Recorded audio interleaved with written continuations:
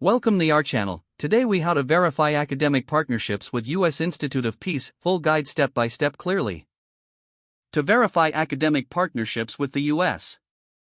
Institute of Peace, start by visiting the official website of the U.S. Institute of Peace. Look for the section dedicated to partnerships or collaborations. Review the eligibility criteria for academic institutions wishing to partner. Gather all necessary documentation related to your institution's academic programs.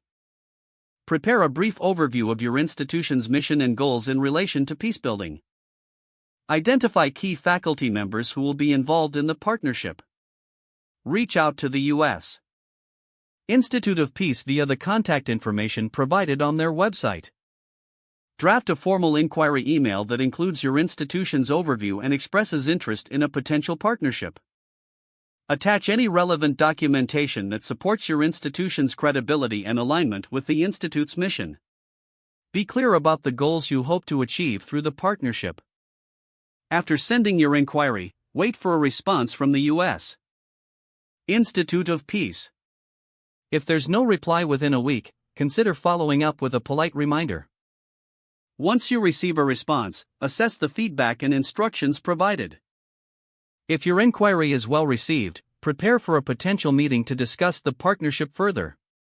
During the meeting, be ready to discuss specific programs and how they align with the Institute's vision. After the meeting, follow up with a summary of key points discussed and next steps. Keep communication open throughout the verification process to maintain a clear line of dialogue. Once the partnership is established, ensure ongoing compliance with any requirements set forth by the U.S. Institute of Peace. Regularly engage with your designated contacts at the Institute to nurture the partnership. Document all interactions and agreements for future reference. Evaluate the partnership periodically to assess its effectiveness and impact. If the page does not load, refresh the browser or try again in a private or incognito window. Make sure you are using the correct email address, then retype it carefully to avoid small typos.